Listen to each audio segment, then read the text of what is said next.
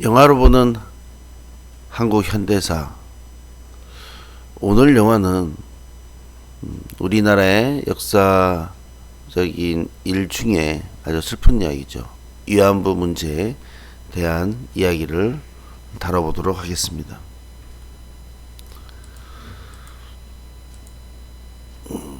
위안부는 일제강점기 마지막에 일본국이 세계 2차 세계대전 이런 것들을 일으키면서 조선에 있는 어린 여성들을 강제로 군대로 데리고 가서 거기서 성노리개로 삼았던 그런 위안부 문제이죠.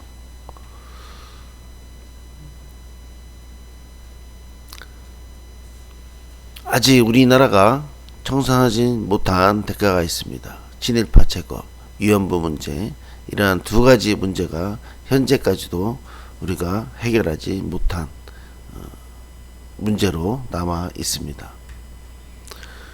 여기에 보면 다양한 위안부 문제에 대한 영화들이 나와 있습니다. 나의 마음 아직 지지 않았다, 송악도 할머니, 소녀 이야기, 눈길, 귀향, 그죠? 김복동 할머니, 코코순이, I Can Speak, 허스토리 등 다양한 위안부 관련 영화들이 개봉되었었습니다. 일본 제국주의의 지배를 어떻게 재현해야 하고 이 피해 생존자를 어떻게 그려야 하는가, 그리고 고통을 재현하는 일은 정말 고통스러운 방식이어야 하는가, 이러한 영화를 만들 때도 많은 영화 감독은 많은 고민을 했다고 합니다. 페미니스트 호기심이라는 것은 사람들이 당연하다고 생각하는 일에 질문을 던지며 여성의 조건과 남성과 여성의 관계에 대해서 묻는 것. 그래서 오늘 함께 할 이야기는 1945년 8월 15일에서 1999년 8월 14일 사이에 위안부 할머니들이 겪었던 이야기들입니다. 일본군 위안부와 우리 할머니, 한국군에 있는 위안부, 미군 위안부, 베트남 전쟁의 여자들, 다양한 이야기들이죠. 그래서 우리가 이런 우리의 슬픈 그런 위안부 할머니들에 대한 고통, 지옥이었겠죠. 이런 것들을 우리가 기억을 해야 될 것입니다. 페미니스트는 남성 우월주의에서 여성을 굉장히 나쁘게 보는 그러한 보는 것이 페미니스트라고 합니다. 위안부 문제의 주요 사건들입니다. 1988년 우리나라의 명예교수죠. 윤정욱 교수님, 김혜원, 김진실 세 분이 포함해서 정신대 발전지를 따라서 후쿠오카, 오키나와를 답사하게 됩니다. 1988년 4월 1일 한국교회여성연합회 주최 국제 세미나에서 여성과 관광문화에서 정신대 답사 보고를 하게 됩니다. 그리고 1990년 1월 1일 윤정욱의 정신대 취재기획을 연재하고 우리나라에서 일어난 한국 정신대 문제 대책 협의회를 결성하게 됩니다. 1991년 8월 14일 김학순 할머니의 기자회견이 있게 되죠. 그래서 많은 할머니들이 정신대 위안부의 그런 고통을 당했다는 그런 할머니들이 모이기 시작합니다. 그리고 1991년에 아시아 태평양 전쟁 한국인 희생자 보상 청구 사건을 제소하게 되고, 그리고 1992년 1월 8일 일본군 위안부 문제 해결을 위한 시위를 시작하게 됩니다. 제1일본군 위안부 피해 생존자 송신도 할머니가 도쿄 지방법원에 제소를 합니다. 송신도 할머니에 대한 이야기도 나오는 거죠. 1993년 12월 21일 일본군 위안부 피해자 여성 근로정신대 피해자 10인 시모노세키 지부에 제수하는 이러한 기록들이 있습니다.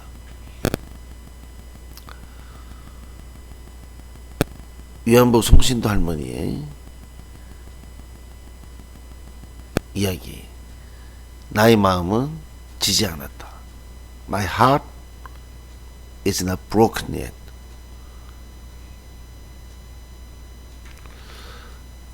이 내용은 이 송신도 할머니가 그 할머니가 세상과 싸우는, 일본과 싸우는 송신도 할머니가 일어난 지내왔던 그 역경에 대한 이야기입니다. 할머니 말이 내가 몇십 년이나 지나서 당신들한테 이렇게 말하는 거는 너무나 마음속에 깊이 간직하고 있는 그러한 슬픔을, 그러한 것을 너무 억울해서 이야기를 밖으로 꺼집어낸 거 되겠죠.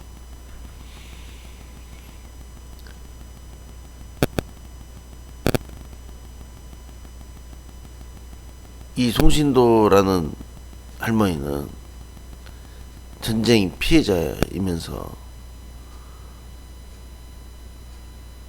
이렇게 합니다. 두 번 다시 전쟁을 하지 말라. 할머니가 그럽니다. 몇 번을 치더라도 나는 녹슬지 않다. 그런 송신도 할머니 이야기입니다. 다시 한번 보면 2017년에 할머니가 돌아가셨습니다. 그래서 이 송신도 할머니는 어머니가 정해준 사람과 결혼 후에 그날 밤에 도망가고 중국의 우창이라는 위안소, 세계관이라는 위안소에서 가네코라는 이름으로 위안부 생활을 하게 됩니다. 가네코가 김신인가 이게 이름인데, 여기에 이 송신도 할머니의 팔에는 이 문신이 되고 있습니다. 그리고 이 송신도 할머니가 1945년 일본군 하사관 이다에게 속아서 결혼을 합니다. 그래서 이 이다에 대한 이야기가 많이 나오죠. 이 사람이 결혼 증명서가 있으면 빨리 고국에 갈 수 있다, 이런 것 때문에 송신도 할머니하고 결혼을 해서 배를 타고 가면서 배를 타고 이제 일본으로 가죠. 근데 이 송신도 할머니가 위안부 생활할 때 아이를 두 명인가 아이를 낳는데 아이를 키울 수 없어서 다른 사람에게 맡겨서 키울 수 없게 됩니다. 그런데 이 배를 타고 가다가 어떤 아이가 있는 어머니가 거의 죽을 듯 하니까 같이 죽으려고 했는데, 약을 먹었는데 아이 엄마는 죽고 아이는 살아남았답니다.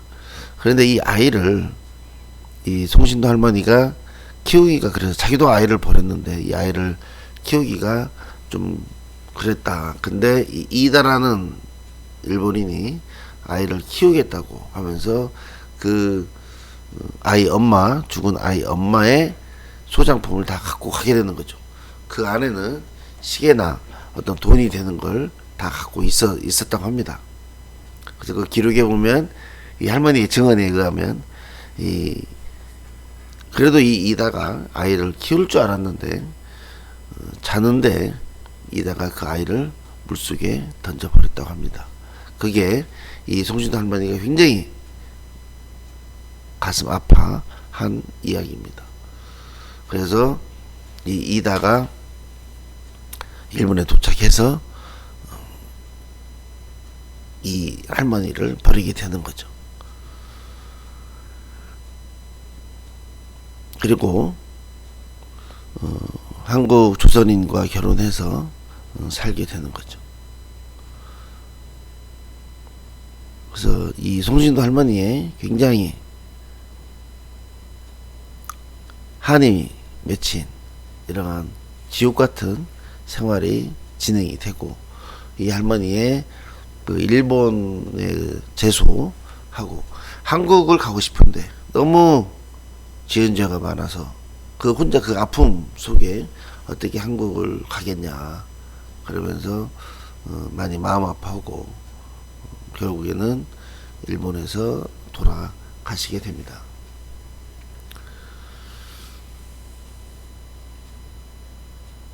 재판은 졌어도 마음만은 지지 않았다. 일본이 아시아를 침략하던 그런 시대에 그 전쟁에 강제로 끌려갔던 조선인 여성들,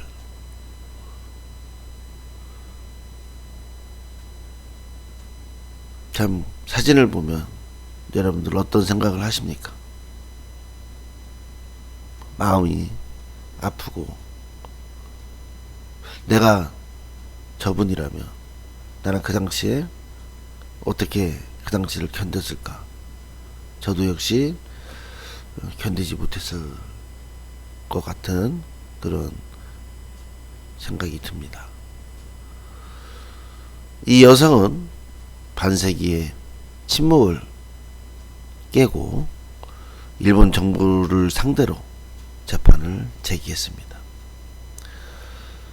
이 여성의 호소에 공감한 많은 사람들이 이 여성을 도와서 10년간의 재판 과정에 그녀와 함께 싸웠습니다. 제1조선인 위안부 송신도 할머니의 투쟁입니다.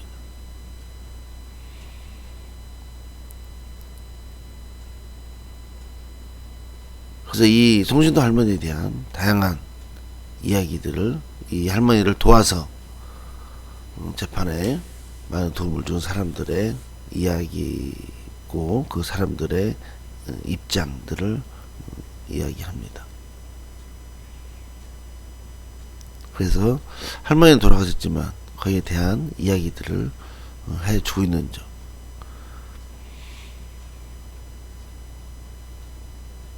분이 안 풀린다고 합니다. 안 풀리시겠죠. 굉장히 마음 응어리진 마음 한쪽 구석에 말할 수도 없는 그런 한을 품고 살으셨겠죠. 배봉기 할머니가 있습니다. 일본군 위안부가 된 한국 여성 이야기, 빨간 기와집입니다. 일을 하지 않아도 돈을 벌을 수 있다. 누워만 있으면 입으로 바나나가 떨어지는 곳에 간다.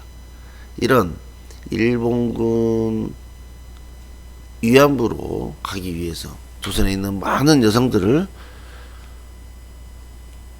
거짓으로 해서 일본군 위안부로 동원되는 거죠. 1944년 11월 오키나와 독가시키섭에 배치해서 빨간 기와집이라는 여기서 위안부 생활을 하게 되는 거죠. 이 배봉기 할머니는 전쟁이 끝나고도 너무 배가 고프고 그런 생활을 하면서도 이 일본군이 져서 분하다 이런 말도 하는데, 이건 뭐냐면 그 전쟁이 끝나고 너무나 힘들었나 봐요. 그래서 너무나 힘들어서, 그게 위안부 그보다 더 힘들어서 이런 말도 나오지 않았나. 그래서 이 배봉기 할머니는 전쟁터에서 일이 부끄러워서 고국으로 돌아갈 수 없었다고 합니다. 그래서 돌아가신 후에 외국군이 주둔하지 않는 조국에 돌아가고 싶다, 이런 말씀을 하신 거죠.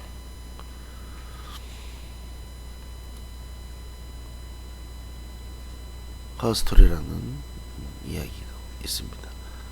이 영화는 일본군 위안부로 인도네시아 자바섬으로 끌려가서 위안부 생활을 한 정소연 할머니의 이야기로 제작된 애니메이션입니다. 내 몸은 뺏어가도 내 마음만은 못 뺏어갔다. 이런 정신으로 살았다고 합니다. 스노이로 눈길입니다. 이 소녀들이 위안부로 끌려가서 서로 위로하고 위로받으며 버텨낸 영화입니다.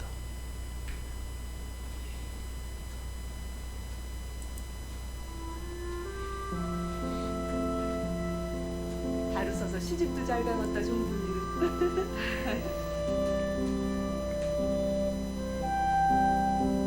나도 일본 갈 거야.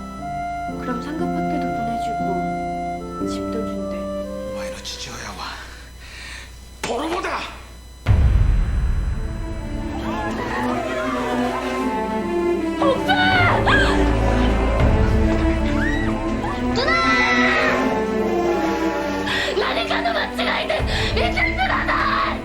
엄마가 기다리랬는데 말도 못하고 왔어. 정말아! 나를 찾을 건데.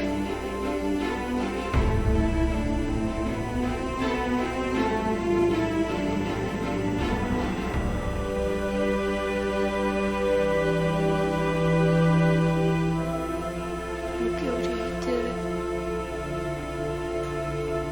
네가 기억해야 돼.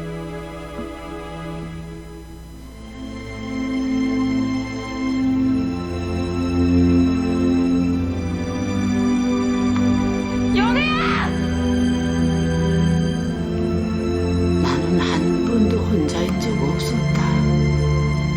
네가 있어야 돼. 내가 살았지.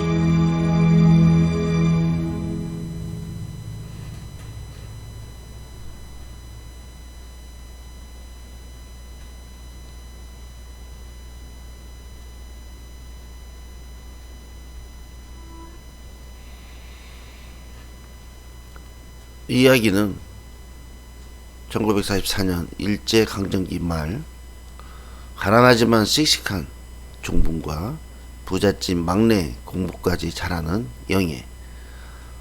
종부는 일본으로 떠나는 영예를 부러워하며 어머니에게 자신도 일본에 보내달라고 때렸습니다.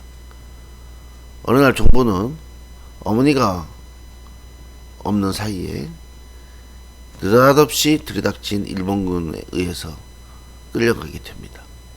일본으로 유학간 줄 알았던 영예도 기착한 안에서 만나게 되죠. 이 두 소녀 앞에는 지옥 같은 전쟁이 펼쳐집니다. 즉 위안부 생활을 하게 되는 거죠. 영화 속에서 한 말이 있죠. 난 한 번도 혼자인 적이 없었다. 네가 있어 여태 살았다. 즉 서로 의지하고 의지하며 버텼던 것입니다. 그런 위안부 영화입니다. 귀향.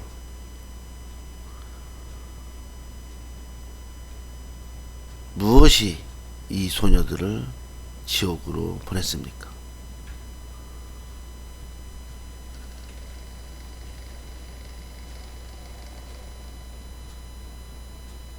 알지라산 고개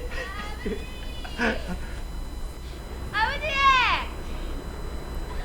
아이고 이게 누구 우리 집 강아지네 아이고 야야 시계에 부딪히면 이마에 홍난대 아버지 시장 가서 남자 팔았어 얘? 그러모 봐라 싹 다 팔고 빈지게만 남았네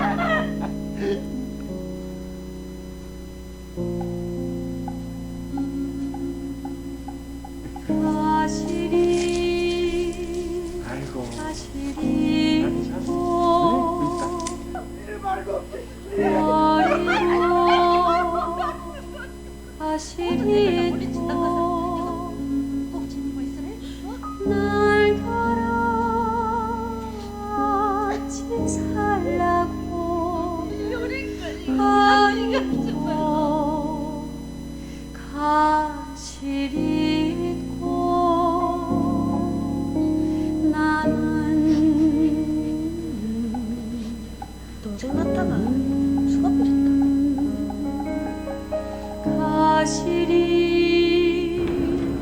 아시리고 버리고 아시리고 찹싸와 그리만한 사나면 아니 월세라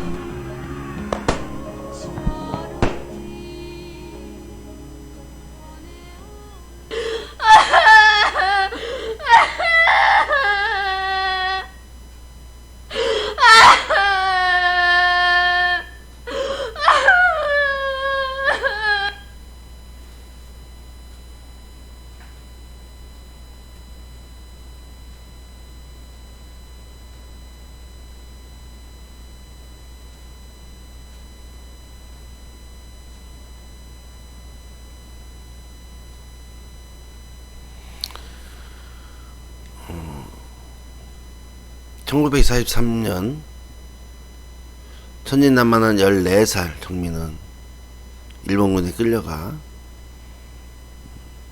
가족의 품을 떠나게 됩니다. 함께 끌려온 영희와 수많은 아이들이 기차에 실려 알 수 없는 곳으로 향해집니다.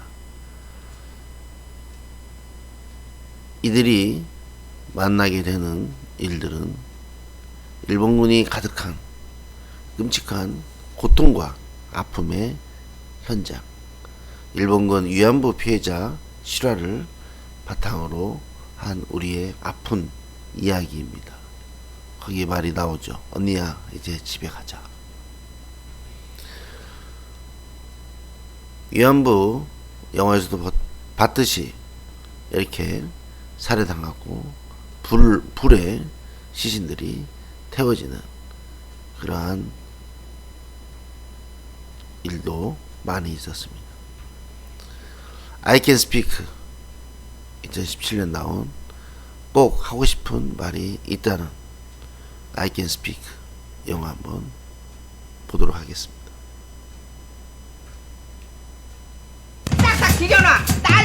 도깨비 할매. 증거 자료. 그 할매가 그동안 우리 구청에 신고한 민원 건수 자그마치 8,000건. 그 할매를 건너올 수 있겠나? 원칙대로 하면 됩니다. Let's hang out sometime. There are lots of great places. 나 영어 좀 가르쳐줘. 예? 제니퍼님? 제니퍼? 그래요, 제니퍼. 백과사전이 영어로 뭐죠? 100 딕셔너리요. 절대 어려운 단어 쓸 필요 없어요. How are you? I'm fine, thank you. And you? Good. 할머니는 영어 왜 배우시는 거예요? 이거 봤어? 할머니. 어차피 더 숨을 생각도 없어. 오픈 할머니가 좀 도와주시면 어떨런지. How are you, 정심? 나 마지막으로 한 번만 도와줄 수 없겠냐?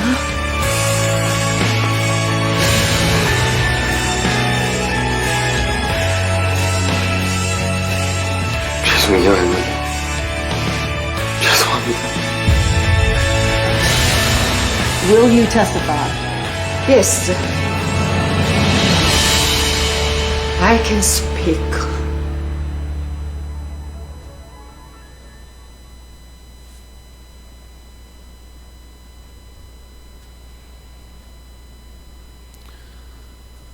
이 이야기는 무려 8,000건에 달하는 민원을 넣은 옥분, 그녀 앞에 구급 공무원 민재가 나타나게 되죠.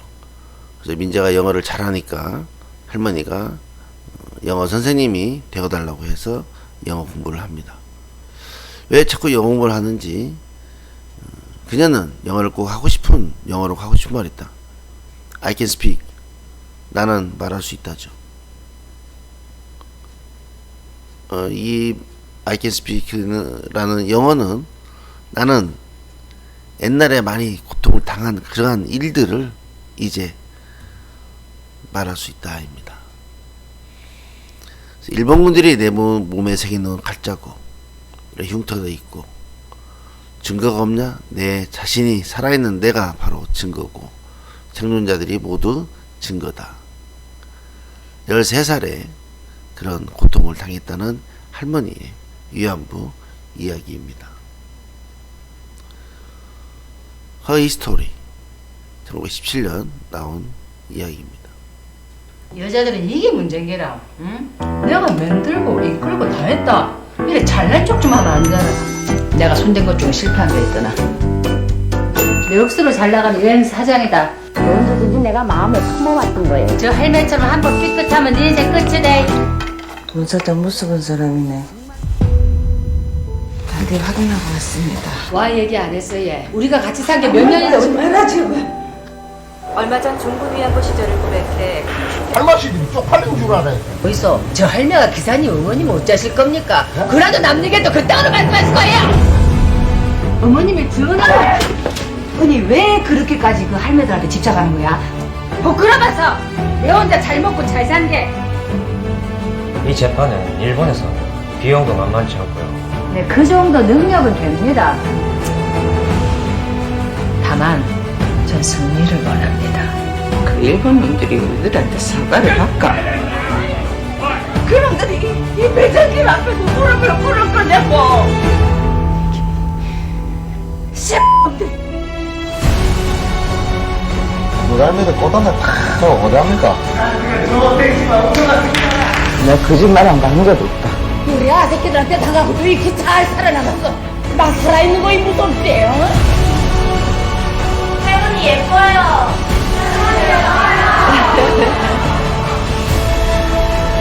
우리는요, 할머니가 아니라 까대고 선생님께 지금 기회를 줄게. 인간이더라.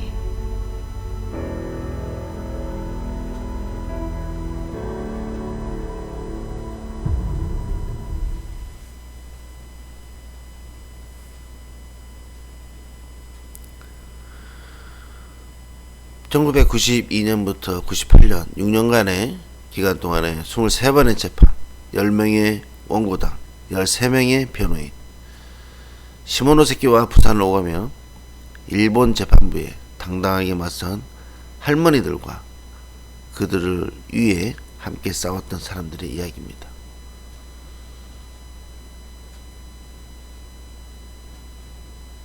슬픈 이야기죠.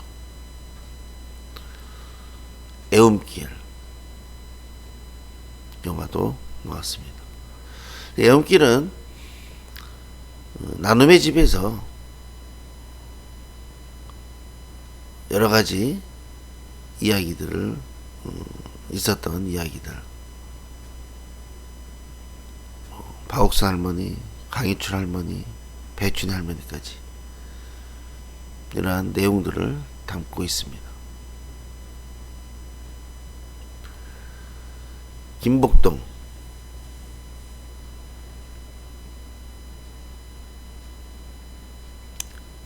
(2019년) 김복동 할머니 이야기입니다. 일본의 사죄를 받기 위해서 27년간 기나긴 여정, 이러한 일들을 현재 우리 사회가 갖고 있는 것입니다. 소녀상이죠.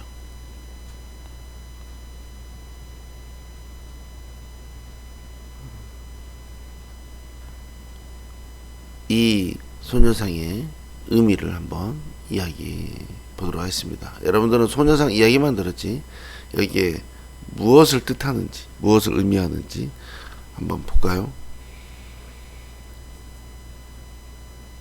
이 이야기는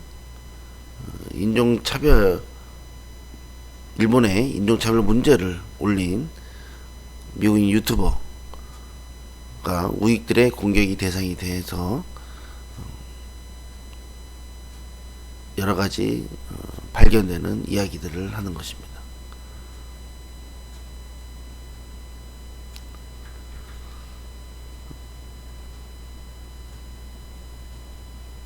보드랍게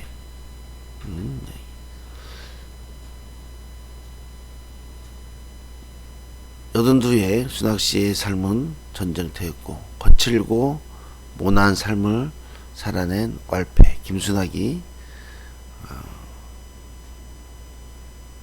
한마디 건넵니다. 아이고 참 애먹었다. 이런 여기에 관련된 내용이 되겠습니다. 코코순이는 사실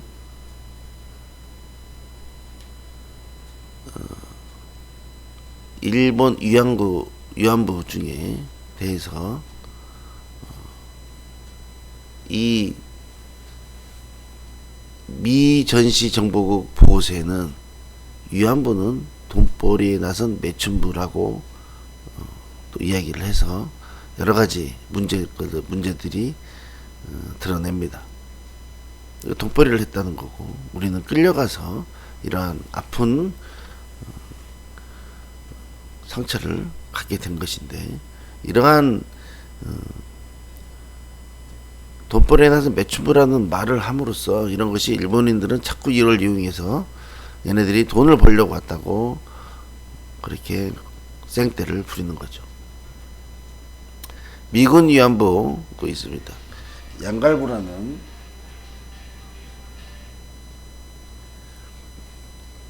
단어가 있는데, 이 양갈부는 미군에서 매춘 활동을 하는 한국 여자를 양갈부라고 불렀습니다.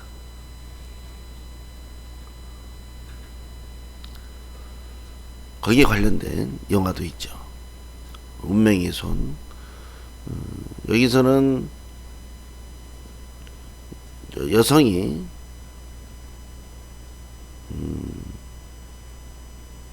북한군의 첩자로 내려와서 바텐더에서 일을 하고, 이 남자는 정보장교인데 노동자로 감추어서 일을 하다가 둘이 만나서 사랑을 하게 되는데, 나중에 이 여성이 이 남자에 대한 정체를 알고 또 이 남성을 유인해서 죽이려고 하는데, 거기에 목숨을, 사랑하는 여자를 위해서 기꺼이 목숨을 거는 이러한 영화입니다.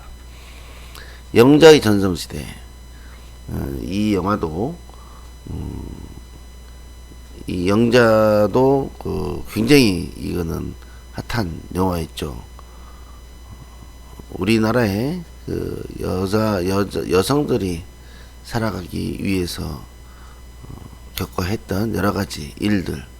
그래서 이 영자가 뭐 팔도 잃고 어떻게 굉장히 슬픈 나날을, 세월을 살다가 어떤 다리 한 짝 없는 어떤 남자를 만나서 함께 의지하며 살아가는 그런 슬픈, 우리 시대에 그 당시에 한 많은 여성들이 어렵게 힘들고 그렇게 살아갔지만, 그 중에 한 사람을 대표해서 영자라는 말로 해서 영자의 전성시대라는 영화도 있습니다.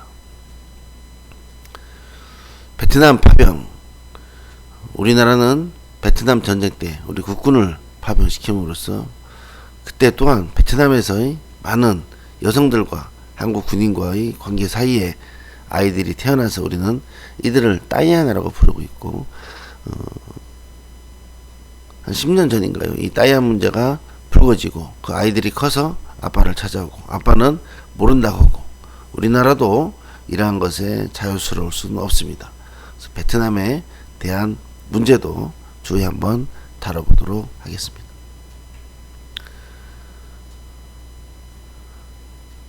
이 사진은 1992년 미군 병사의 미군 위안부 기지촌에서 한 여성을 살해한 그런 사건이 대한 사진이 되겠습니다.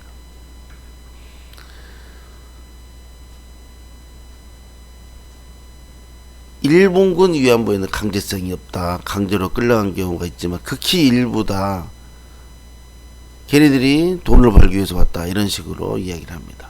피해자들의 증언을 믿을 수 있다. 그래서 이러한 거를 이야기함으로써 피해가려고 하는데, 실제 겪은 할머니들이 이야기하면서 일본은 이러한 진실에는 스스로 인정하고 거기에 대한 반성을 해야 할 것이라고 생각이 됩니다. 평화의 소녀상입니다. 이 소녀상에 대한, 이 소녀상이 어떻게 의미를 갖고 있는지 보도록 하겠습니다. 먼저 머리는, 거칠게 잘린 머리카락은 부모와 고향으로부터 강제로 단절된 것을 상징합니다. 이 소녀가 주먹을 꽉 쥐고 있죠.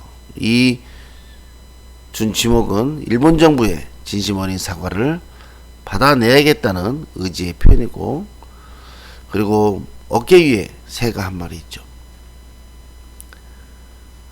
평화의 소녀상 어깨 위에 작은 새는 자유와 평화의 상징이자 세상을 떠난 할머니들과 현재의 우리를 이어주는 연결고리가 되겠습니다.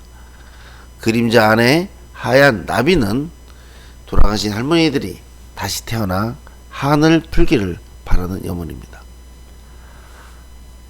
할머니 형상의 그림자입니다. 이 그림자는 오랜 시간 풀리지 않은 한과 서름을 담고 있습니다. 의자가 하나 있죠. 관람객이 앉는 의자. 이거는 세상을 떠난 할머니들의 빈자리이고 지금 우리가 소녀와 함께 앉아 공감할 수 있는 공간이 되겠습니다. 발꿈치 있죠. 연발과 발꿈치가 틀려있는 모습은 도망가지 못하도록 신발을 빼앗기고 고향에 돌아와도 편히 정착하지 못한 할머니들의 서름과 한과 가시마리를 담은 그런 소년상이 되겠습니다. 이거는 페미니스트에게 을들의 당나귀의 귀라는 책이 1과 2가 나온 이야기입니다. 오늘은 이렇게 위안부 우리 할머니들 뿐만 아니라 그 당시에 많은 소녀들이 당했던 일본군 위안부로서 고통과 그런 평생 잊을 수 없는 그런 아픔에 관한 이야기를 해보았습니다.